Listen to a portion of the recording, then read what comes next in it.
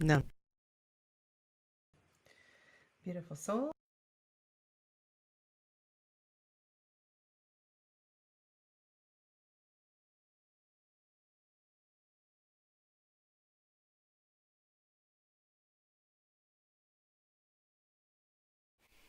All right.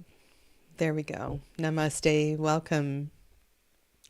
Happy to be here for my Saturday chat. And I have been thinking about the nature of my Saturday live stream. And I've decided that today I'm going to do something a little different with the cards that we have been reviewing, studying, and that this will kind of be a wrap-up video for this group of cards. I don't need to, but I would like to wind this up and start something fresh in January. And so I'm going to, do something a little bit different today. And you can see that I have some groups of cards from the 3 decks we've been discussing on the table. Hello, Clevis and Mary Beth and Dee. Welcome. Welcome. The Advent series that I have been, the Advent calendar series I have been doing will continue daily through the 24th. And I think as well too, for the tarot card of the year readings, I'm going to do something differently as well this year. I don't think I'm going to do 22 or so readings. I will do a reading. I will do a spread. But I think what I'll do is set you up for your own reading. Hello, Donna. Welcome. So that's where we are with all of that. And I want to so badly comment on the literary tarot that I used this morning, but I'm going to wait and do that tomorrow morning. I've also decided that, and like I said, I have recorded a video, took 3 long sessions, but all of my mass market decks. And I'm going to edit and put that video up, I'm going to say within a week, and do one for my Marseille decks, do one for indie decks as well. And I've really been enjoying this process of clearing and cleaning, and I think it's a wonderful thing to do at the end of the year. So that is something that you can look forward to. If you can make it through a video that long, oh my goodness. Yeah. All right. So hello. How are you all? How are you? I know you're listening to me snuffle through live stream broadcasts and not the most professional, but I decided not to drug myself up constantly. I don't think it's good for the soul.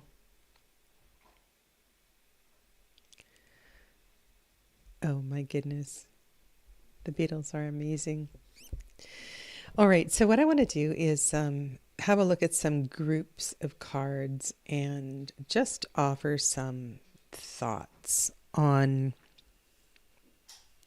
a couple of things.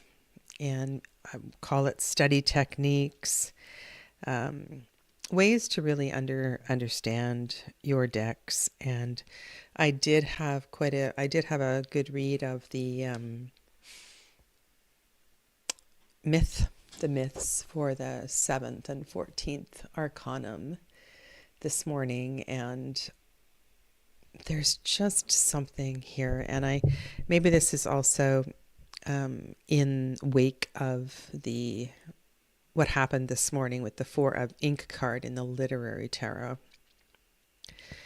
And it has to do with a growing impatience, really, for decks that force associations to cards. And the creators of tarot decks that don't really have a lot of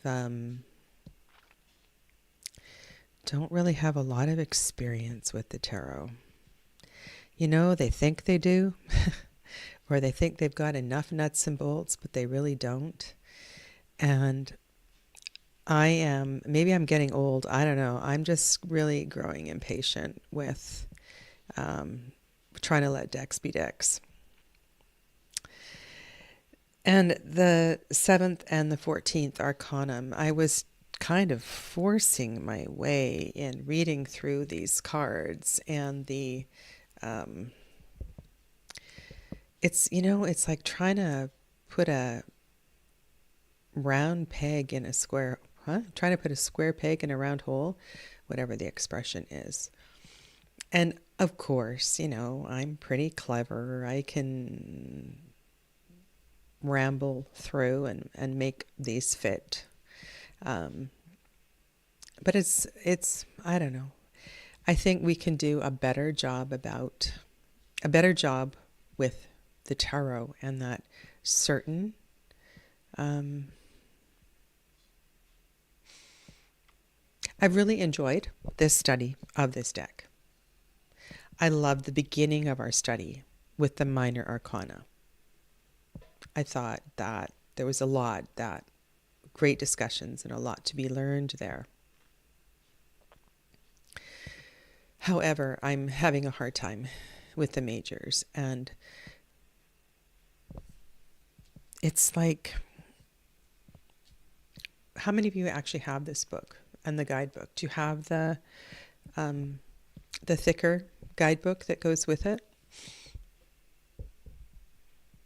And another part of this has to do with the reading English in translation when it hasn't been edited well, and that is really, really tricky for me.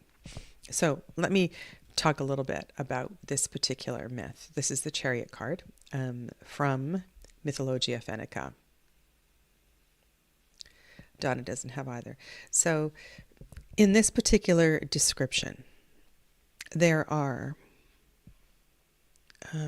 numerous, and in all of them actually, there are numerous myths that are mentioned as parts of a greater myth. It's kind of like trying to put, now I'm drawing a, like an epic tale into a 1 or 2 page summary, because there are so many characters and figures from mythology and so many different tales to choose from. It's like the challenges occur as well too in the Arthurian tarot decks, where there are so many versions of various Arthurian tales. And while in general, the overall Arthurian journey feels like you could fit it into a tarot deck, it's certainly not the easiest thing to do. The tarot is a very specific medium that comes with certain qualities. And I don't know, I kind of feel like, these paintings that Susanna Salo has done are absolutely gorgeous. And I just wonder if there's a different way that these myths could be delivered, and more fully delivered with the artwork included, but not necessarily putting them into a tarot deck. I don't know. I feel like a lot of it is forced.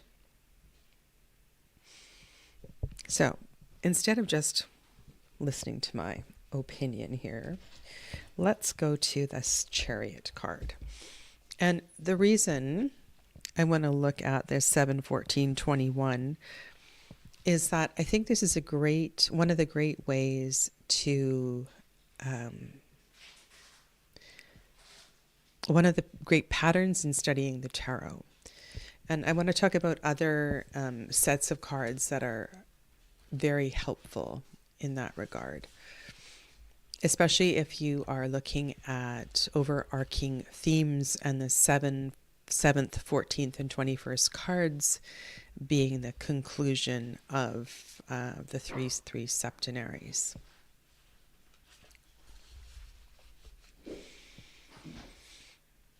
It does help, I suppose, if you know a thing or two already, and this is your native culture.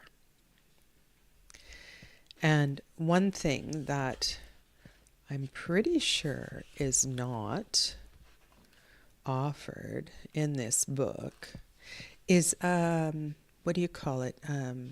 Not a dictionary, like where they have a list of the key words so you can review them and going back and forth, a glossary, so to speak. In Kalevala, there is a tale of Vainamoinen, which is the Emperor card. Maybe I should hold these up for you. I hope by now some of you got into the flow of all of this. So these three brothers, Lemminkainen, who is on the 8, and Vainamoinen, who's on the Emperor card, and Ilmarinen, who's on the Magician card. That's Ilmarinen on the Magician card, and Vainamoinen is on the Emperor card.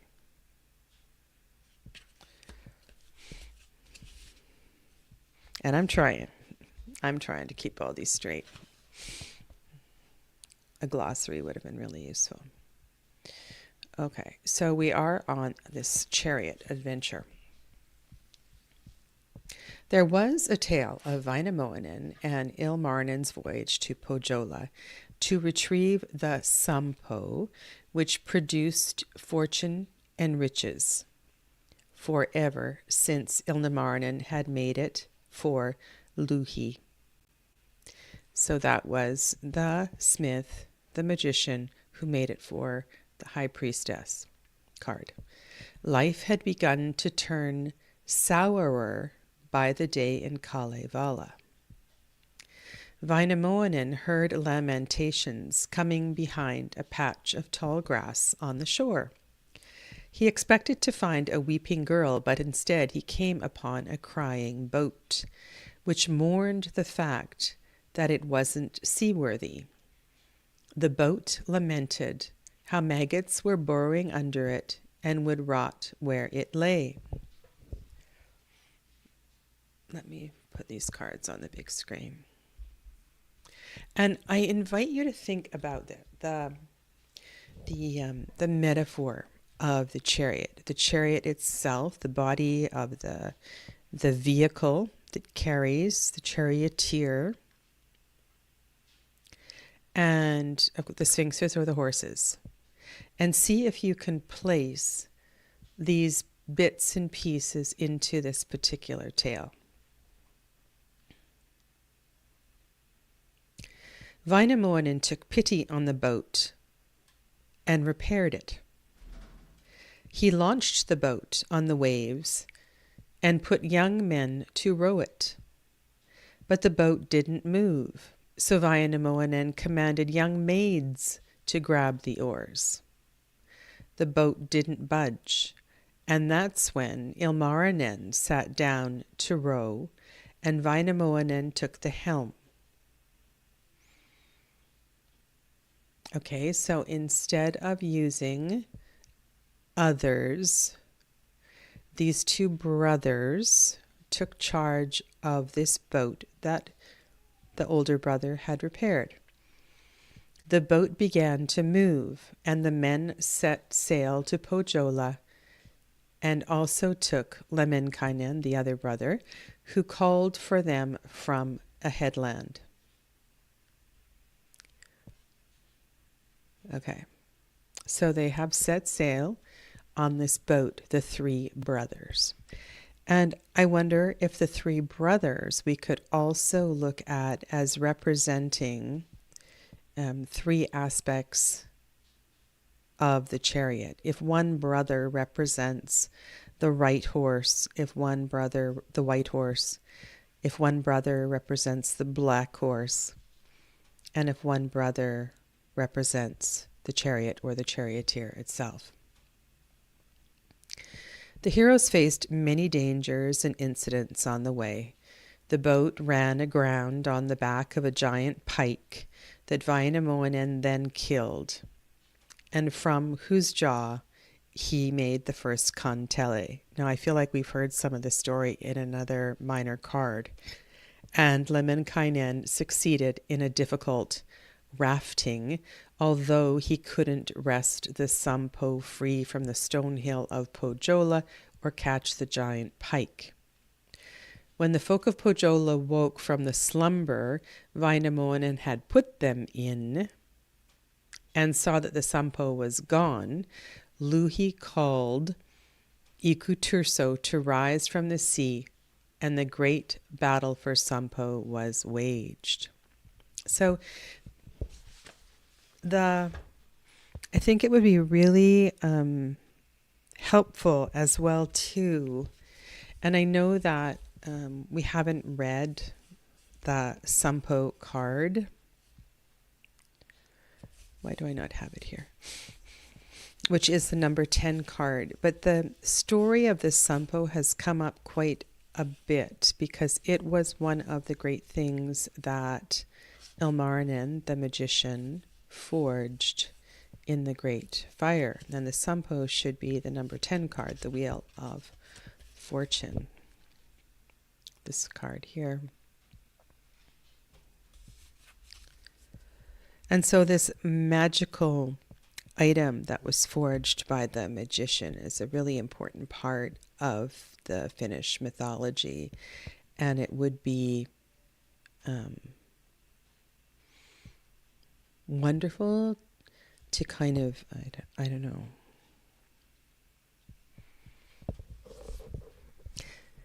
I guess what I'm discovering is that it's really difficult here to put this mythology, the complexity of the mythology, into a tarot card.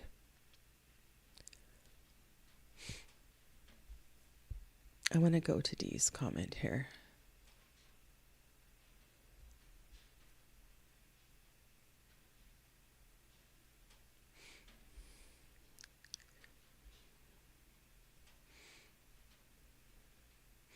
I'm just sort of, I'm reading your chat, and then I'm also realizing that you two are having another conversation as well. So this makes me think that going forward, this is probably a kind of deck that I'm going to avoid.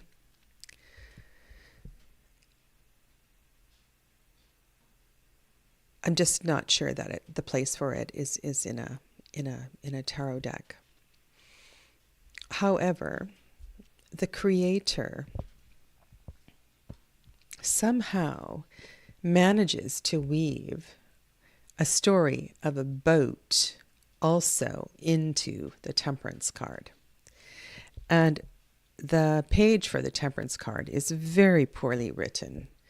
It has all these disconnected bits and pieces that if you know a thing or two about the Temperance card, you will recognize as symbols for the Temperance card. But it's just not working.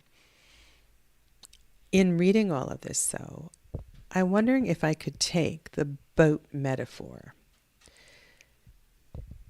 and you can substitute boat for chariot, and I know different deck creators have used different vehicles of transport, and thought about the journey of the boat from this card, from 7 to 14 to 21. And at the end of the second septenary, in the 14th card, how has the boat changed? And what is the relation, like what is evolved with the boat in the 14th card?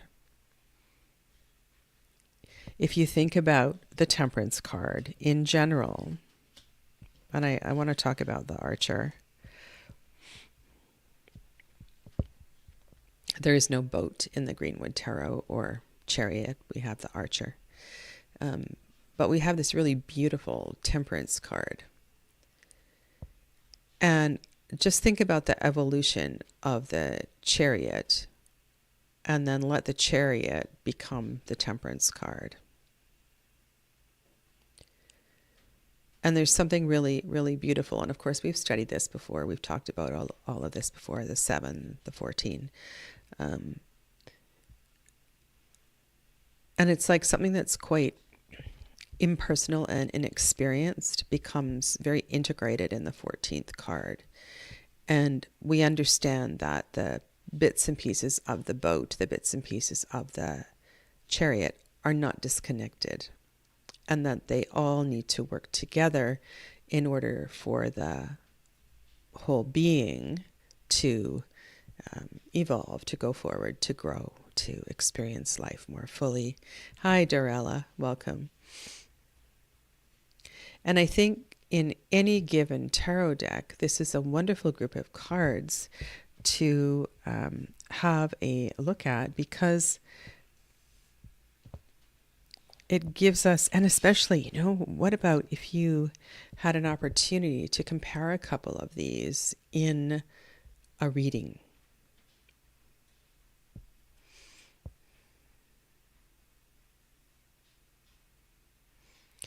In working with the Greenwood Tarot,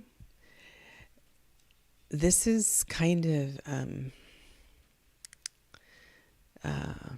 I don't know what to say, it's a little mind-boggling.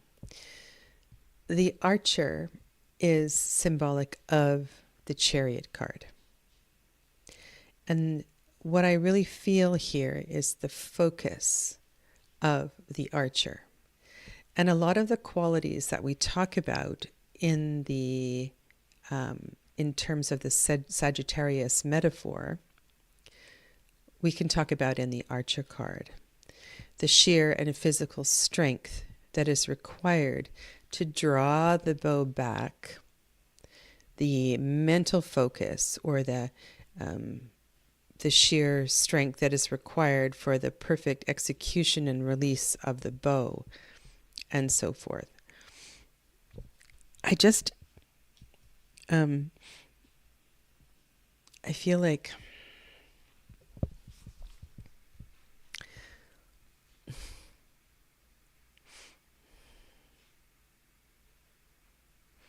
words are kind of inadequate. And in that way, when we're doing a reading or analyzing cards and trying to put so much and so many aspects of this wonderful mandala of the tarot into an interpretation,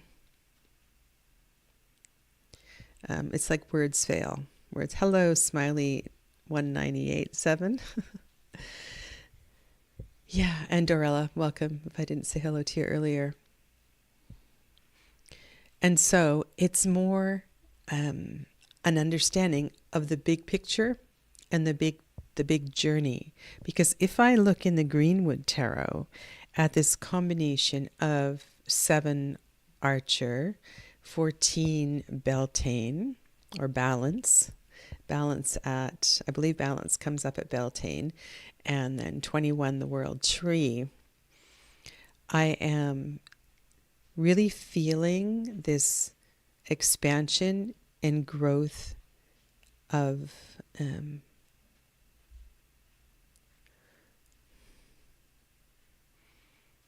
what was once separate parts, what was once, it felt like really important to nourish the, and I'm kind of talking all over the place here, but the white horse and the red horse, or the white sphinx and the red sphinx.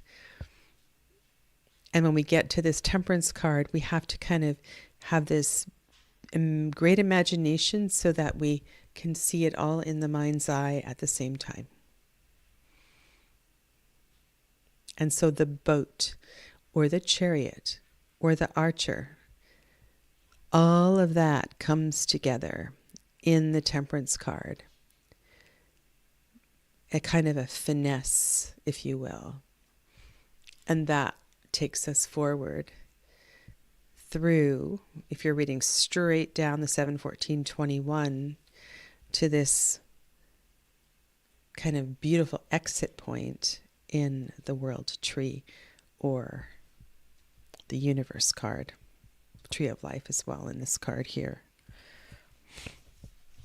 World in the Margaret Peterson. And we did look at this when we looked at the Fool card or the Magician card. And look what Margaret Peterson's got going on here in the 14th card.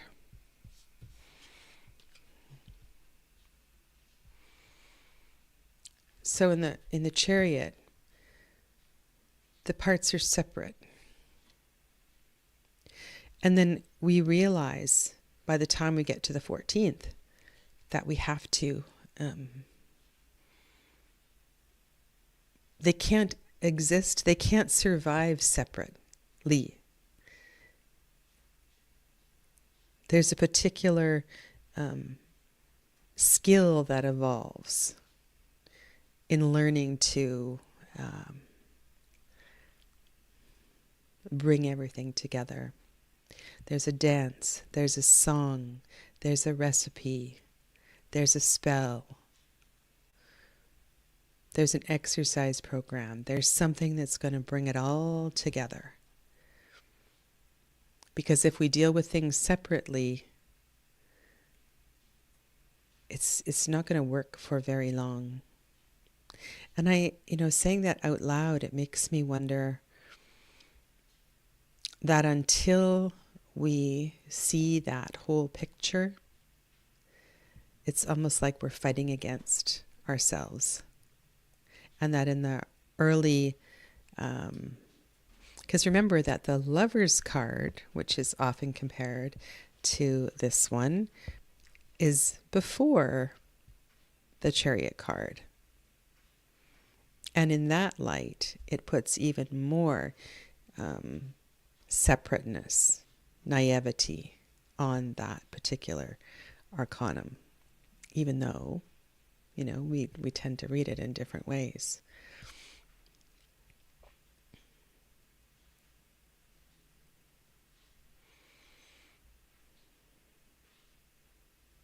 In understanding a tarot deck and reading with a tarot deck, we can't study cards in isolation.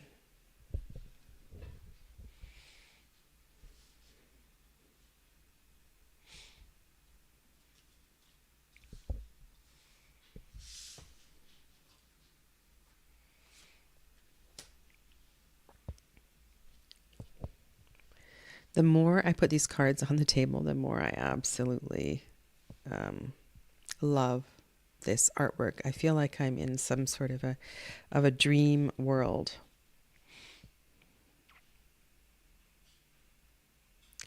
And I think there is a magic in the art of the Greenwood Tarot. And in studying the Wheel of Fortune, I want to look to other cards that embody the or accept the reality of change. Okay,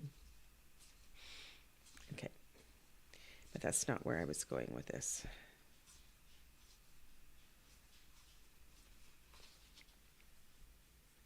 Here we go.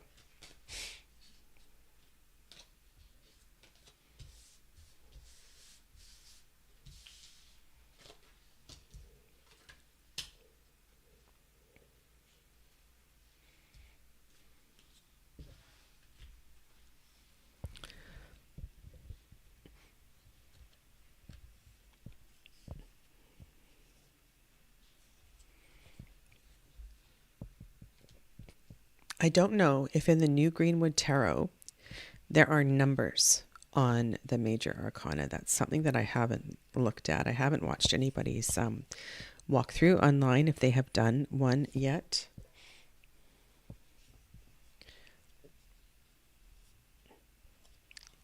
And the reason I wonder about that is because if the numbers aren't on the card, on one hand, it gives you a great deal of flexibility. But if the numbers aren't on the card, then it makes it more challenging to do things such as relating to numbers and using numbers in the reading. Okay, so we need one of the brothers on the table. Sorry, I've got cards all over the place here. So in this particular deck, the Mythologia Fennica, the youngest brother, Lemminkainen, is strength. And strength rides, or he's on a horse. And justice is the 11th card. And this is another example of there are so many intersecting stories that these archetypes in the deck are not really working for me. And in a way, it's like I want to use the minor arcana of this deck, but the major arcana it's just not working for me. And I think it's really important in the tarot to be able to take two cards in a deck as you are getting to know the deck and have a look at the relationship between strength and justice. If we're working with a deck such as we have here, the Greenwood Tarot, where we are not working within the framework of the Golden Dawn, where we have every major arcana and minor arcana plugged into the Sabbats and the energy of the Sabbats, that adds a layer of information for us in readings. And yet you can't really get away from what you know about the relationship of 8 and 11. And we do have a title on the card. So all of that implied information about what justice represents is there. And here you have a beautiful picture of strength represented in different aspects in the Greenwood Tarot. And I think part of the story of the Greenwood Tarot is always going to be to remember one's relationship and with nature and the environment, and that justice is often about the relationship among the humans and the animals, or the humans and the plants, or the humans and the land, and that the land itself has an energy, and the plants have an energy, and the animals have an energy that is greater than the human factor and is always going to protect the land. So this level of respect for the elements is tremendously important in this deck. Is that different in the Margaret Peterson Tarot? I don't think so. I think that we have such abstract paintings in the major arcana. Just let me get those cards for you. I thought I had them all pulled out, but maybe not. I think that you can do something quite similar, because in the major arcana in the Margaret Peterson, you are only responding to poetry, and that's all that she is offering in the majors is a poem. There's no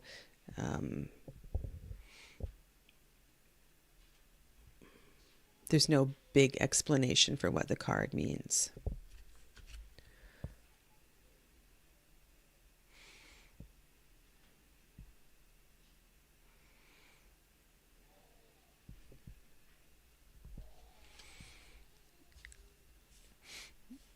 Yeah, so we need to get Margaret Peterson 8. Margaret Peterson, 8.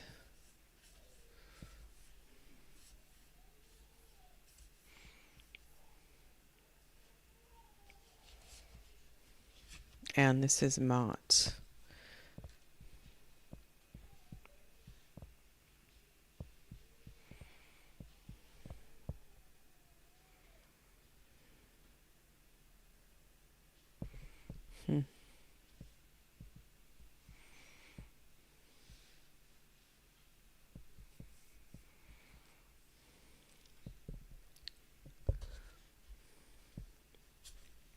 And so in the Golden Dawn correspondence,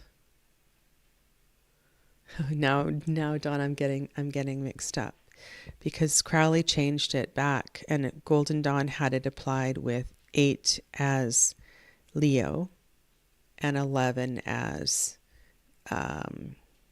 Justice, and then Crowley changed it back the other way. So Justice was 8.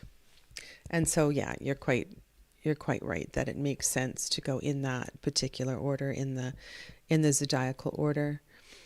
And there's also something too about the number 11 and Justice, and the 1-1 of the number 11, and the 1-1 and the tipping of the scales. But my thoughts here are that one of the, I guess, and this is the major point I want to sort of make today, is that in evaluating a tarot deck, one of the things we can do is to look at certain sets of cards and see what the deck creator is doing with these cards, and if there is indeed a relationship that is built in, some thought and some consideration to why one might be 11 and why one might be 8. And there is so much similarity in these two energies.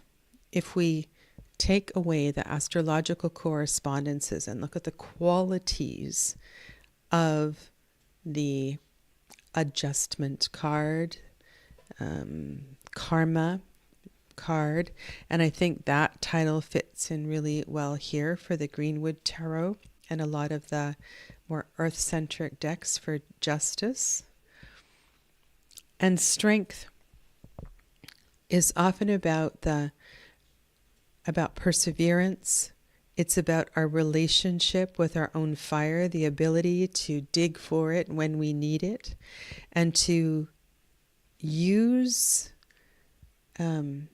strength in nature to fortify our own strength, and understand that it's by more of by tapping into a universal force that our own inner force can shine more brightly, and a better force, because we are tapping into the energy of a universal force.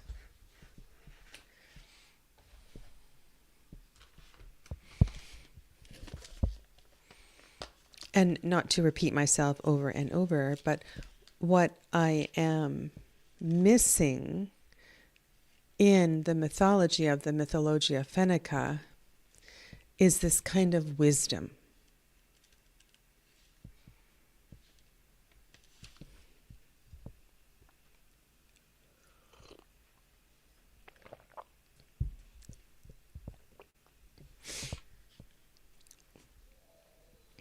And 8 is also the number of undoing. It's the number of destruction.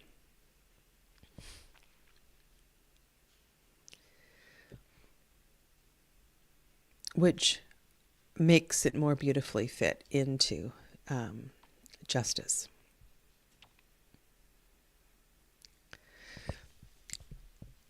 Margaret Peterson describes Justice, Mott, goddess of justice, weighing the hearts, a force daring to meet the shadows of the underworld, she who relentlessly examines the soul.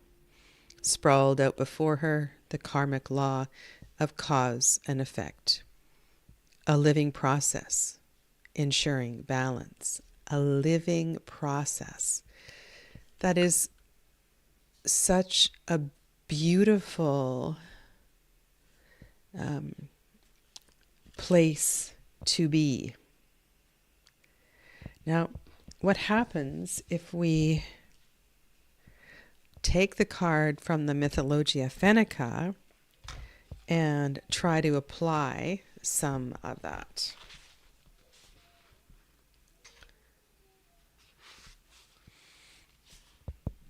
Okay, so the three brothers, Wainamoinen, Ilmarinen, and Lemminkainen, all proposed to the fair maid of Pohjola in their turn. Louhi, their mother, was partial towards Wainamoinen Louhi, the high priestess, is the mother of the maid of Pohjola. For she was eager to join their mighty families through marriage. After finding the old sage lying hurt on the shores of Pohjola, Louhi nursed him back to health and promised him to his daughter if he could forge the sampo for her. Now you see, this doesn't make any sense because the sampo was already created by Ilmarinen. And I can sit down and take this all apart, but I am frustrated. I'm frustrated. And it's not like I'm reading all of this for the first time.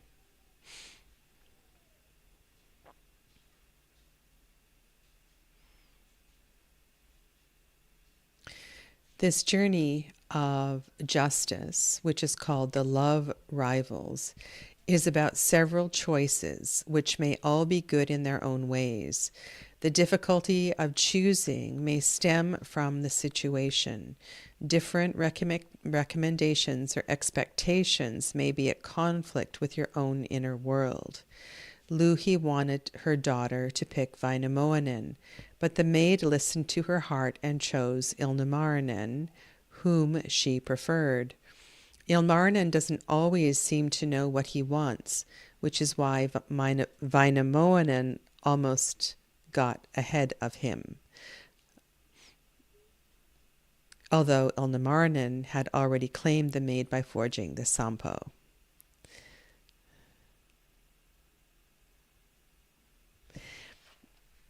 And so these are very interesting and inadequately told tales.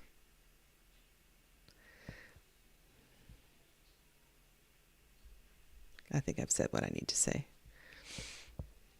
I'd have to be a native Finnish person with these myths in my DNA to want to use this tarot. I think so.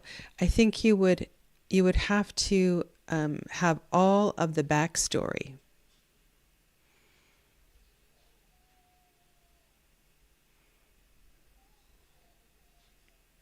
Really good point, Mary Beth. How much of any confusion do you think could be due to it just being a totally different culture?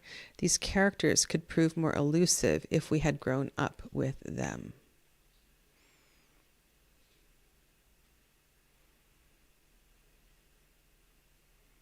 Yeah.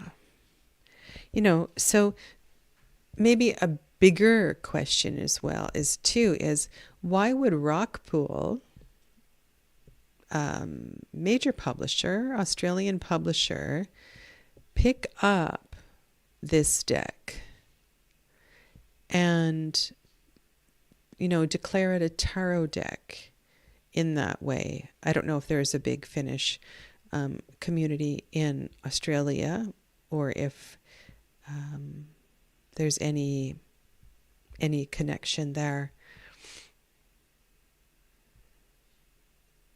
And I wonder if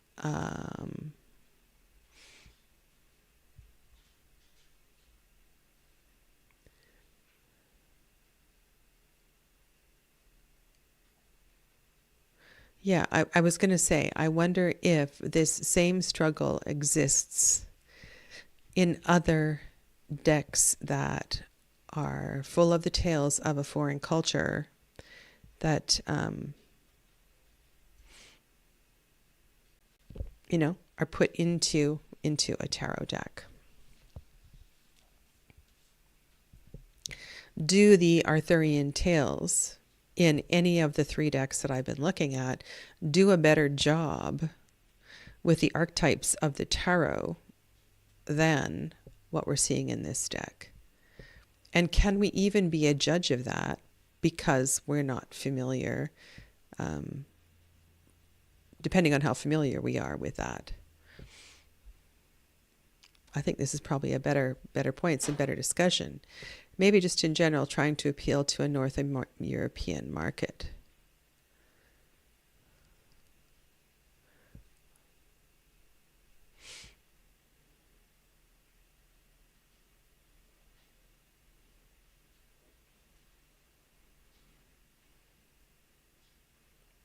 And I think through, and I didn't finish the major arcana for the Arthurian tales. It's kind of a stretch, pinning the mythology or a specific myth into a certain card. And I tried to address that.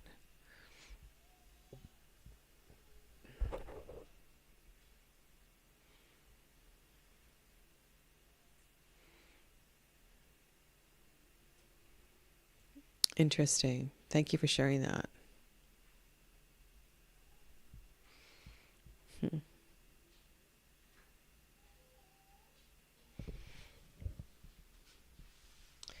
Okay.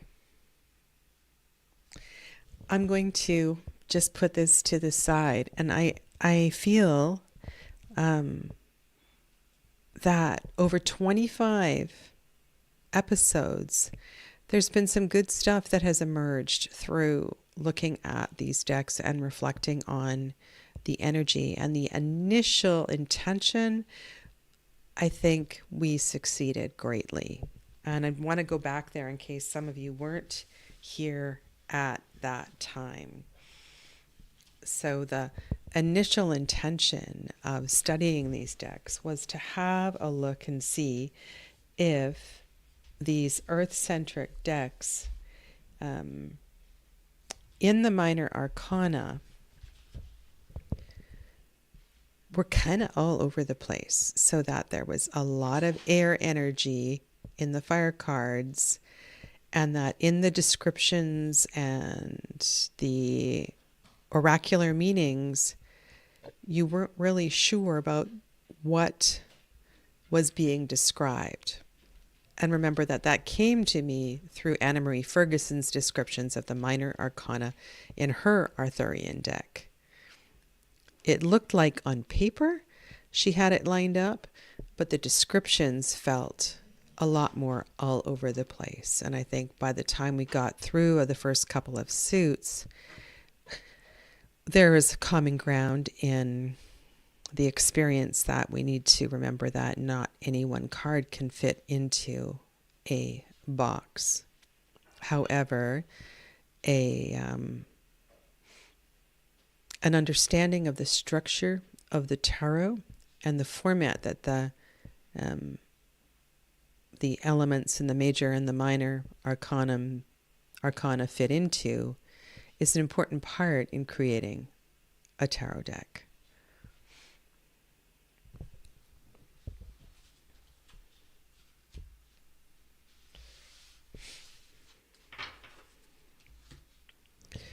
One thing that confounds all of this, this started with a discussion with Emily Carding. And Emily made some very quick and dismissive comments regarding the structure of the Golden Dawn. Oh dear, I didn't want to hear this. Yeah, unfortunately. And so they were very dismissive about this, saying, that's not the only way to look at the tarot. And in the Wildwood Tarot, which John Matthews is a part of, and in both of Emily Carding's decks, the suits begin with air. And this lifelong question of, does it begin with the fire, or does it begin with a thought? And I started to observe that in a lot of UK decks, there was a disregard for Golden Dawn system, and that so decks either fit into Golden Dawn inspired, or they dismiss that and then they fit into a air coming as the first suit. However, there was a great deal of inconsistency after that. But what was common was that air came first. And so I wanted to put some energy into that and have a good study of that. Now, unfortunately,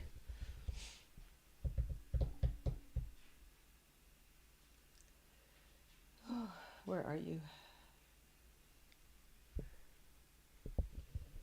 I was looking for my Wildwood Tarot, and I don't know where it is.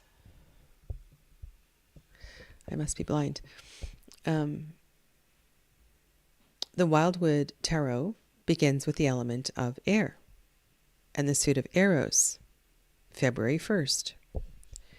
This new deck that I'm going to start to have a deeper look at in the new year begins at February 1st with the suit of fire. It has a lot of the same images. It has a common creator, and yet it's laid out in a very different way. And Mark Ryan speaks very firmly and committed to the energy of this particular deck. And so another little sort of research I want to do before I start this is the Greenwood Tarot a Mark Ryan deck, and the Wildwood Tarot, does that belong more to John Matthews? And did he take charge of that deck? So that's something I want to also look at. And yet I know I've heard discussions of the both of them when they created all those meditations and they shared their journeys.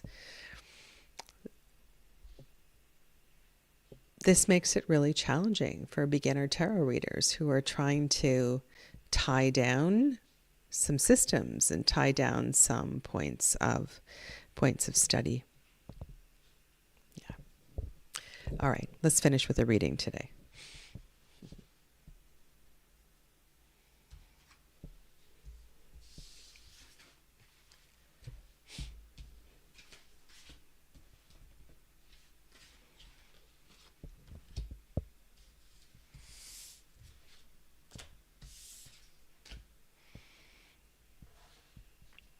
Okay.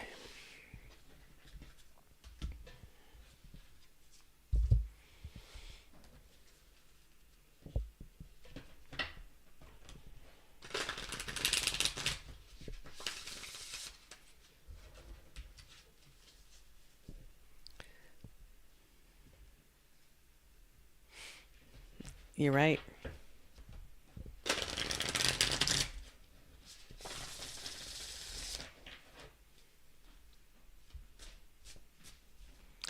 And I've spent a great deal of time trying to make sense of all of that too. Yeah.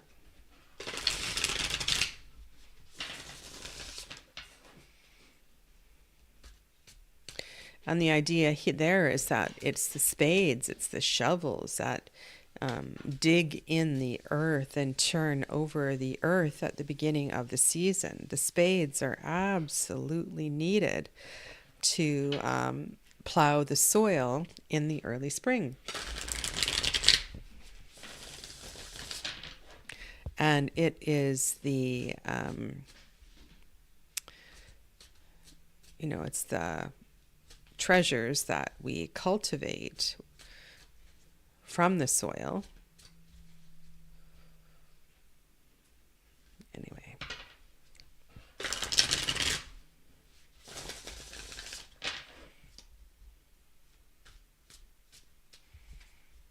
That's right, Clevis. We need to give space for different mindsets. All right, so after 25 weeks,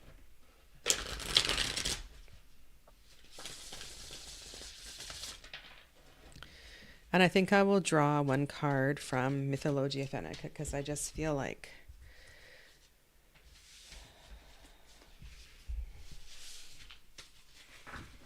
it's an important part of this question as well too.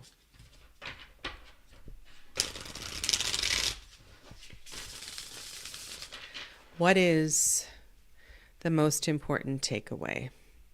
Because I feel like there's been a lot of medicine here. There has been a lot of wisdom. And I apologize for the layers of confusion I have thrown on top of it.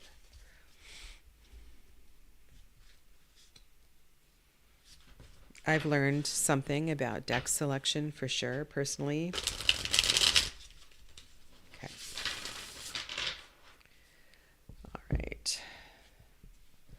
So I'm going to draw a central card from here in response to that question. What is the greatest takeaway from this 25 weeks of study?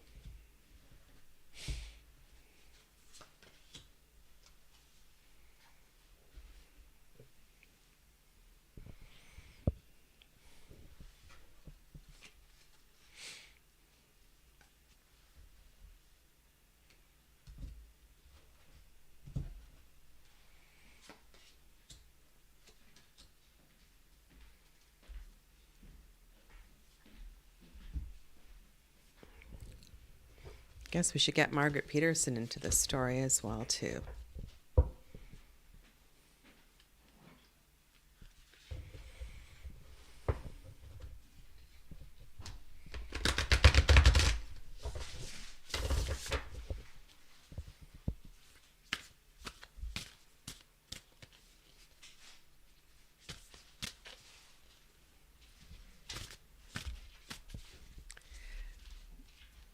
Donna, I totally understand.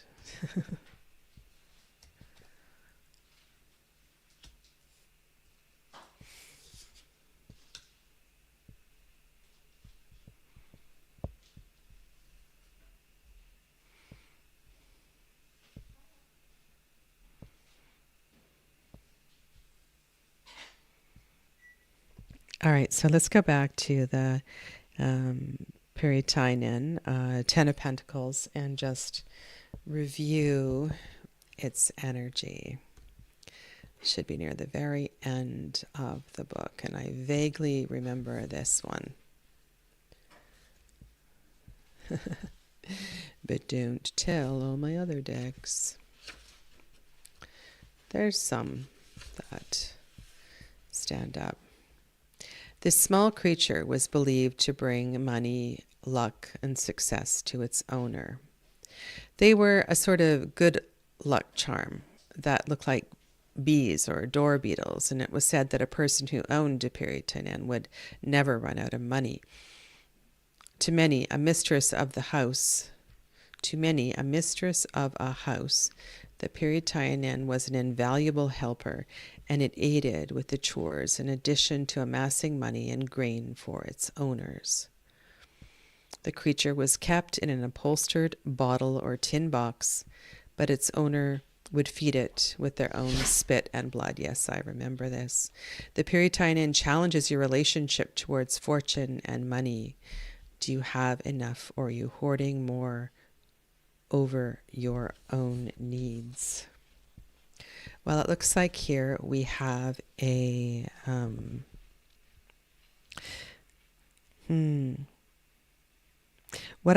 the first thing that came to mind was I observed that, we need creatures such as this to eat away the flesh, to get down to the bare bones. Looking at the skull in the Greenwood Tarot. Son of Feathers was the card I drew from the Margaret Peterson.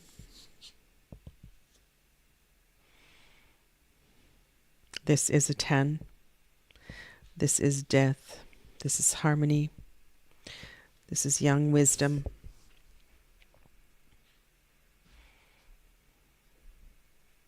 There is a circle in the Son of Feathers. It's kind of it's kind of odd to draw cards from 3 different decks, but I almost feel as if these cards are giving me permission to let this go. I'm going through a dark deck phase right now. Don't judge. I come by it honestly with the 8th house stellium. Some of those cards look like crime scene photos.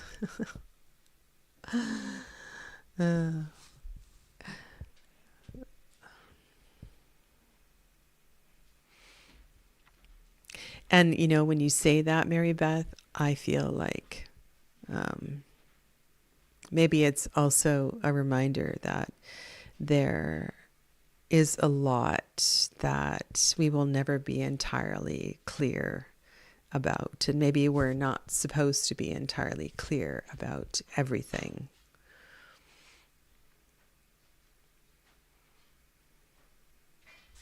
Yeah. I started my deck clear out and decided to do all the mass market decks because that was the greatest number of decks that I have, and all of the many variations of the RWS are included in that as well too. And I went through, and you'll see this with the video, I went through a certain group of decks, and I wanted to be a lot harsher than I was on the video. But I really feel like there's so many insubstantial tarot decks out there that I just don't know why they exist. And I think they are pure fluff. And the only reason I can think for their existence is that it takes time to come full circle to realizations such as this, that the tarot is a bit of a journey, and part of that journey is wandering through all kinds of decks and learning, studying, finding your way.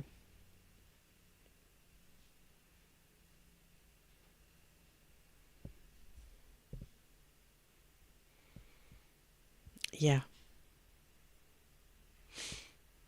Exactly. Yeah, exactly. I'm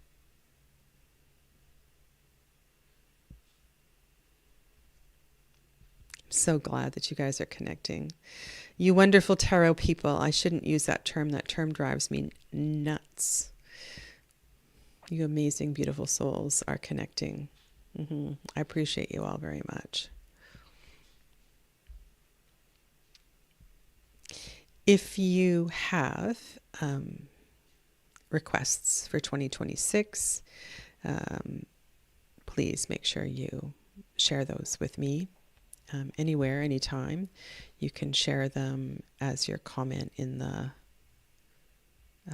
below this video, or in one of the morning live streams as well too. I'm going to be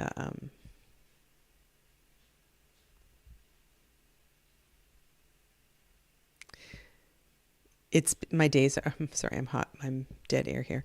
I'm really busy. I spend a lot of time commuting now, so it's harder and harder to get to this wonderful place that I love to be. There are some great videos on YouTube about this as well too.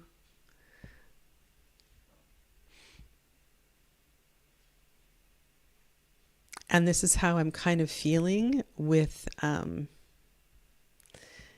getting all of my decks out of my cabinet and looking at them going, what are you doing here? You know, you are so insubstantial. I no longer need to carry you. Yeah. Okay, I'm going to let you go. I'm just rambling here. Have a great weekend. I will not be here next Saturday. I'm going to be with family. So I will see you in the mornings for those of you that are... Oh my goodness. You guys are funny. I'll be here in the mornings through the 24th. Okay? Thank you. Namaste.